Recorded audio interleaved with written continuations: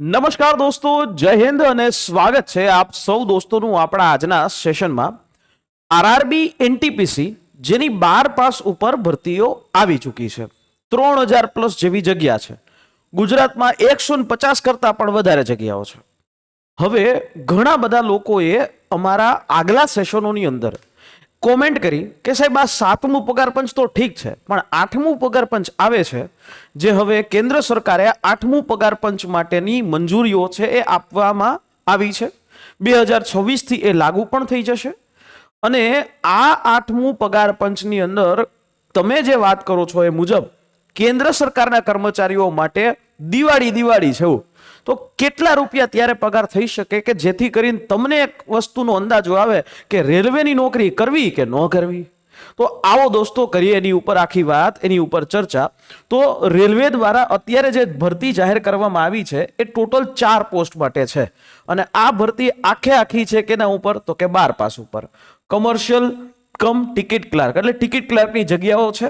એ પછી એવી રીતે એકાઉન્ટ ક્લાર્ક છે, જુનિયર ક્લાર્ક છે અને ટ્રેન ક્લાર્ક છે. આ 4 પોસ્ટ જે 12 પાસ હોય અને જેમાં તમને 50% કરતા વધારે જે છે એ તમને માર્ક હોવા જોઈએ. એસસી એસટી દિવ્યાંગો અને ફિઝિકલી ડિસેબલ્ડ, એના માટે આ વસ્તુ ઉપર કોઈ મર્યાદા નથી.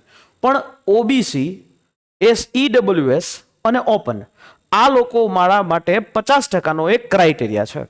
ઓકે, ટોટલ જગ્યા છે 3058 જેવી જગ્યા. આવી સારી જગ્યા છે.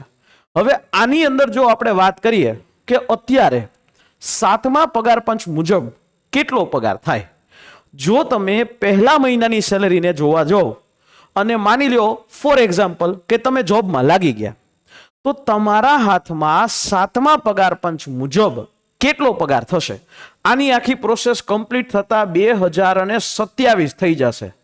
2027 ની અંદર માની લ્યો કે ત્યારે તમારું 7મું પગાર પંચ એ અહીંયા અવેલેબલ હોય અને ત્યારે તમારો પગાર એ કેટલો થાય આ મુજબ. તો જે કમર્શિયલ કમ ટિકિટ ક્લર્ક છે ને એ લેવલ 3 ની પોસ્ટ કહેવાય. કેન્દ્ર સરકારમાં કેવું છે કે લેવલ 1 જે કર્મચારીઓ છે એ કર્મચારીઓને લેવલ 1 2 3 4 5 6 7 8 9 10 એ લેવલ ઉપર જેમ જેમ લેવલ વધે એમ પગારનું ધોરણ વધે. પગારનું ધોરણ એટલે બેઝિક પે, જે તમારો બેઝિક પે કહેવાય એ તમારો વધે. એટલે બેઝિક પે જે છે એ અહીંયા લેવલ 3 છે. તો કમર્શિયલ કમ ટિકિટ ક્લાર્ક એટલે ટિકિટ ક્લાર્ક જે હોય, જેને આપણે ઇન શોર્ટમાં કહીએ કે ટિકિટ બારીએ જે બેસે છે એ વ્યક્તિ કે જે તમને ટિકિટ આપે છે, તો એવો વ્યક્તિ ટિકિટ ક્લાર્ક કહેવાય. તો એનો બેઝિક પે એ કંઈક 21,700 રૂપિયા જે ઓફિશિયલી લખાયેલો છે. એકાઉન્ટ ક્લાર્ક છે, એકાઉન્ટ ક્લાર્ક, જુનિયર ક્લાર્ક અને ટ્રેન ક્લાર્ક, આ 3 પોસ્ટ છે ને લેવલ 2 કહેવાય. તો એનો જે સેલરી છે ને, તમે આપણા ગુજરાતની અંદર જે જુનિયર ક્લાર્કનો જે ગ્રેડ પે આવે ને બેઝિક, એના જેવું છે. શરૂઆતનો પગાર, આ શરૂઆતનો સ્ટાર્ટિંગ પગાર.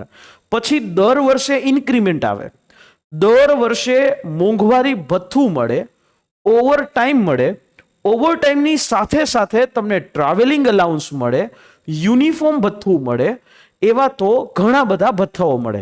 અને જો સૌથી મહત્વની વાત કે દર દિવાળી આવે ને, દિવાળી ત્યારે 70 થી 80 દિવસનું તમને આ લોકો બોનસ આપે. બોનસ તો આ સૌથી મોટું એ બોનસ હોય, બરાબર? સૌથી મોટી આ વાત છે. ક્લિયર? હવે જોજો, આ તમારો બેઝિક પે. આમાં એચઆરએ છે, અત્યારે માની લો કે 12% છે, તો આ એચઆરએ છે. અહીંયા એચઆરએ, ડીએ એટલે કે મોંઘવારી ભથ્થું, ડિયરનેસ અલાઉન્સ, ટ્રાવેલિંગ અલાઉન્સ. આ એક રફ ફિગર છે જે એક પહેલો તમારો સેલરી છે જે થાય. કારણ કે કેન્દ્ર સરકારમાં ફિક્સેશન જેવું છે જ નહીં. પહેલો જ્યારે તમે જોઈન થયા એટલે સીધો તમારો સેલરી છે એ સ્ટાર્ટિંગ થઈ જાય. અને કોઈ ફિક્સ જે છે એ પગાર 5 વર્ષ માટે કે 3 વર્ષ માટે કેન્દ્ર સરકારમાં છે નહીં. ક્લિયર? તો ત્યારે જો જોવા જાય તો ઇન હેન્ડ સેલરી તમારી આટલી થાય, 30,000 રૂપિયાથી લઈને 32,000 રૂપિયા. જેમ તમે 1 વર્ષ જૂના થાવ એટલે પાછું ઇન્ક્રીમેન્ટ આવે, ત્યારે 40,000 પ્લસ થાય. બીજા વર્ષે તમારો પાછો પગાર વધે 45,000, એમ તમારો પગાર વધતો જાય. અને તમારે અહીંયા કામ જે છે એ એક રીતે જોવા જાવ તો આ રીતે કરવાનું થાય. તમારે ટિકિટ જે છે આપવાની એ થાય. ઘણી વખત તમને ટિકિટ ચેક કરવા માટે પણ જ્યારે અવેલેબિલિટી ન હોય તો મોકલી શકે. બરાબર. એકાઉન્ટ ક્લાર્ક છે તો એનો 19,900 બેઝિક પે છે. ડિયરલેસ અલાઉન્સ 12% લેખે આટલું થાય અને ત્યારે એનો પગાર 27 થી 29, એટલે માની લો 30,000 રૂપિયા જેવું થાય. એવી રીતે જુનિયર ક્લાર્ક છે એમાં પણ સેમ જ ચાલે. બરાબર. એમાં પણ સેમ જ ચાલે. 28,000 રૂપિયાથી લઈને 30,000 રૂપિયાની વચ્ચે આનો સેલરી છે એ થાય. બરાબર. આ બધી વસ્તુઓ થાય. જે ટ્રેન ક્લાર્ક હોય એને એક એક્સ્ટ્રા ટ્રાવેલિંગ અલાઉન્સની સાથે એક એક્સ્ટ્રા વસ્તુ મળે. શું? તો કે ઓપરેશન ભથ્થું. અને આમાં જો તમે 8 કલાકથી વધારે ડ્યુટી કરો છો તો તમને ઓવરટાઈમ પણ મળે. ઓવરટાઈમને કન્સિડર કરો ને ભાઈ, શરૂઆતમાં જો તમારે હોય તો પણ તમને 50,000 રૂપિયા ઓવરટાઈમના તમને થઈ જાય. બરાબર. કારણ કે ઓવરટાઈમ પણ તમે કરી શકો, જરૂરત જ છે. ઓકે. તો આ 7મા પગાર પંચ મુજબનો તમારો પગાર, કાયમી પગાર. બીજો સૌથી મોટો ફાયદો એ કે તમારા પરિવાર છે એ પરિવારજનોને આ જીવન રેલવેમાં ફ્રી મુસાફરી થાય છે. બીજી વાત કે રેલવેની અંદર તમને ખૂબ મોટા પ્રમાણમાં ફાયદો એ મળે કે 3 ટાયર એસી તમારા પરિવારને અને 2 ટાયર એસી સુધી છે એ સુવિધાઓ મળે છે. ઓકે. ક્વાર્ટર પણ મળે છે. આ બધી સુવિધાઓ છે એ તમને રેલવે છે એ આપે છે. ભારત સરકાર, ઇન્ડિયન રેલવે છે એ આપે છે. હવે માની લ્યો કે આની અંદર કાલ સવારે પગાર છે એ 8મા પગાર પંચ મુજબ, આ 8મું છે, આ 8મું પગાર પંચ, 8મું પગાર પંચ મુજબ પગાર કેટલો થાય? બરાબર. જો કમર્શિયલ ટિકિટ ક્લાર્ક છે એ લેવલ 3ની પોસ્ટ, એનો સીધો જ તમારો જે બેઝિક પે છે એમાં વધારો થાય. બેઝિક પે ની અંદર વધારો થાય. અહીંયા મેં ડીએ 12% પ્રમાણે ગણ્યું છે અને આવનારા સમયનું ડીએ માની લો કે 38% પ્રમાણે થાય તો તમારો સેલેરી જે છે બધી જગ્યાએ, કારણ કે આ બધા ભથ્થા હોય ને એ તમારા બેઝિક પે ઉપરથી ગણાય, બેઝિકના ઉપર હાલે. ત્યારે તમારો પગાર 8મું પગાર પંચ આવે એટલે તમારો પગાર થાય, જે વ્યક્તિનો પગાર 30,000 રૂપિયા હતો સીધો ડબલ થઈ જાય. બરાબર. સીધો ડબલ થઈ જાય. 58 થી 62,000 રૂપિયા તમારો પગાર થાય. અને આમાં હજી ઓવરટાઈમ કરો તો આ પગાર હજી 10,000 વધારી દો. ઓકે. એકાઉન્ટ ક્લાર્ક છે તો એ લેવલ 2ની પોસ્ટ, જો એનો આ બેઝિક 36,400 થાય, પછી બાકીના જે ભથ્થાઓ છે એ વધારે એડ થાય, એટલે એને 53,000 થી લઈને 56,000 રૂપિયાનો પગાર 8મા પગાર પંચમાં મળશે. ઓકે. એવી જ રીતે જુનિયર ક્લાર્ક છે તો લેવલ 2નો પગાર થાય 36,400 થી એનો બેઝિક થાય. એચઆર ડીએ છે 13,000 તો ડીએ મળે, એચઆરએ મળે અને બીજા બધા ભથ્થાઓ થાય. એટલે એમાંય માની લો રફલી અંદાજો રીતે તમને 56,000 રૂપિયા જેવો પગાર એ થાય. ઓકે. અને હજી આવો ટ્રેન ક્લાર્ક લેવલ 2ની પોસ્ટ છે તો એમાંય સેમ જ થાય. ઓલમોસ્ટ છે એ તમે માની લો કે 55,000 રૂપિયા, 56,000 રૂપિયાનો તમારો પગાર છે દર મહિને થાય. આમાં જો તમે હજી ઓવરટાઈમ એડ કરો તો હજી ઓવરટાઈમના તમને જે 10,000 રૂપિયા પ્લસ તમને હું અહીંયા કહીને જ ચાલુ છું, ઓવરટાઈમ કરશો તો એના હજી તમને 10,000 રૂપિયા પ્લસ એ તમને મળવા પાત્ર રહેશે. ક્લિયર?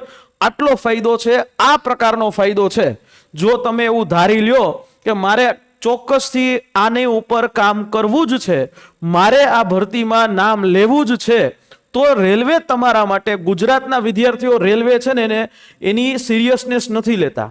યુપી અને બિહારવાળા મિત્રો છે એ રેલવે માટે મરી ફીટે છે. શું કામ? કારણ કે એને ખબર છે અહીંયા પૈસાઓ છે, સારો એવો સેલેરી છે, આ જીવન પરિવાર માટે કામ કરી શકાય. આપણે કામ કરતા હોય તો કેના માટે કરતા હોય? પરિવાર માટે કરતા હોય. સારી ઇન્કમ મળી જાય, ઇન્કમની સાથે સાથે તમારા બાળકો છે સારી જગ્યાએ ભણે અને એવી રીતે તમારા મમ્મી પપ્પા, માતા પિતા હોય એ સારી રીતે રહે, તમે સારી રીતે રહ્યો. આ ઉદ્દેશ્ય તમને સરકારી નોકરીમાં મળે. સરકારી નોકરી હોય લગ્ન એ સારા થાય, જલ્દી થઈ જાય. બરાબર. આ વાસ્તવિકતા છે. તો આ 8મા પગાર પંચની અંદર તમને ખૂબ મોટો ફાયદો થવાનો છે અને તમારા હાથમાં તક આવી છે. 2027 સુધીમાં આને આ બધાને હાજર કરી દેશે અને દર વર્ષે જે ભરતી આવે છે રેલવે એ ઘટાડતું જાય છે. તો અત્યારે આ જે જગ્યા છે ને એને મીઠી કરી અને તમારે છે કામ કરવું જોઈએ. જો જોવા જઈએ તો 8મા પગાર પંચ હજી લાગુ થયું નથી પણ એનું ફેક્ટર આવી લીધું છે અને એ 2000 કેવું કીધું કે ભાઈ 2026 થી ગણવામાં આવશે. લાગુ થશે 2029માં પણ 2026 થી લઈ અને 2029 સુધીનું એરિયસ આવશે. હવે વિચારો, એ એરિયસ લાખોમાં આવશે. 2029 ની અંદર લાખો રૂપિયાની અંદર એરિયસ થશે. ઓકે, તો એ પણ આવશે. એટલે 8મા પગાર પંચની અંદર 30 થી 35% સુધીનો તમારો બેઝિક પે છે એ સીધો વધી જાય. એટલે બેઝિક પે વધે એટલે બધી જગ્યાએ તમારું એ થાય. એટલે જે સૌથી સારામાં સારું છે 7મા પગાર પંચની અંદર કોમર્શિયલ કમ ટિકિટ ક્લાર્કનો જે પગાર છે એ 30,000 હતો ને, સીધો એનો જે છે એ પગાર જે છે ડબલ થઈ જાય. ઓકે, 80,000 રૂપિયા થઈ જાય. કારણ કે તમે અહીંયા જોવો કે તમને સૌથી મોટો ફાયદો 8મું પગાર પંચ આવવાથી થશે.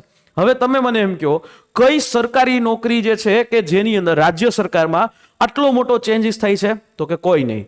જે લોકો અત્યારે રાજ્ય સરકારમાં જુનિયર ક્લાર્ક દઈને બેઠા છે એ લોકો માની લો કે 2026માં આવ્યા, જોઈન થયા, અને એને 5 વર્ષ પૂરા ક્યારે થાય? 5 વર્ષ બરાબર છે 2031-32માં થાય ત્યારે તમારો પગાર, હવે વિચારો, આ 2031-32માં પગાર તમને 2029 ની અંદર જ તમને આટલો પગાર મળી જાય. બરાબર છે. અને એ જ્યારે એરિયસ આવશે તો એ તો લાખો રૂપિયામાં આવશે. તો એટલો ફાયદો તમને ચોક્કસથી થશે. જો તમે અહીંયા મોઢું ધોવા જશો, અત્યારે જે કામ આવ્યું છે 1 વર્ષ મહેનત કરી લેશો તો તમારે આ જીવન છે એ સુખ દે છે થશે. બાકી અત્યારે મહેનત નહીં કરી અને આ જીવન ગધેડા મહેનત જે છે ચાલુ રાખવી હોય તોય તમને છૂટ છે. આવનારા સમયમાં જો તમે પ્રાઇવેટ નોકરી કરતા હોય તો હવે એમાં બધી જગ્યાએ AI નો ઉપયોગ થવા માંડ્યો છે.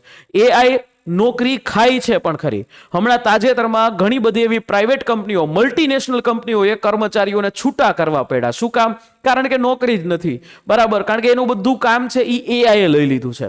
તો આવા સમયે અહીંયા આ એક જ ઓપ્શન તમારા માટે બચે છે, સરકારી ભરતી. અને એ સરકારી ભરતીમાં સૌથી સારામાં સારી જોબ એટલે કે ભારતીય રેલવે એ તમને આપી રહ્યું છે. ચોક્કસથી તમે જે છે અહીંયા જોઈ શકો છો. સીધો તમને અહીંયા ડાયરેક્ટલી વધારો છે એ જોવા મળે. જો આના માટે તમારે કોઈ પણ હેલ્પ જોતી હોય, બરાબર છે, અને હા તૈયારી કરવી હોય તો 9429077607 ઉપર તમે આ અમારી જે હેલ્પલાઇન છે એ હેલ્પલાઇન ઉપર તમે કોલ કરી શકો છો. હજી એક બીજો નંબર છે એની અંદર તમને આપી દઉં છું. બરાબર, બીજો નંબર, અને એ 9327846308. આ બે હેલ્પલાઇન નંબર ઉપર કોલ કરશો તમને મળશે. અને RRB NTPC ની તૈયારી તમે ઘર બેઠા કરી શકો છો, અને એ પણ ગુજરાતના સૌથી અફોર્ડેબલ પ્લેટફોર્મથી માત્ર 1999માં. જ્યારે તમારો સેલેરી થશે તો એના માત્ર 2-3% જેટલું જ હાલશે. ઓકે, આમાં તમને લેક્ચર્સ, PDF મટીરિયલ્સ, તમને ટેસ્ટ સિરીઝ, તમને મોક ટેસ્ટ, તમને ટોપિક ટેસ્ટ, બધી જ વસ્તુ મળશે. જો તમે દિવસના ખાલી 2 કલાક તમે કાઢો તો હજી પરીક્ષા વાર છે. આવનારા 5 મહિના સુધી તમે વ્યવસ્થિત રીતે તૈયાર થઈ જાઓ અને એ 5 મહિના બાદ તમારું કામ જે છે વ્યવસ્થિત થશે.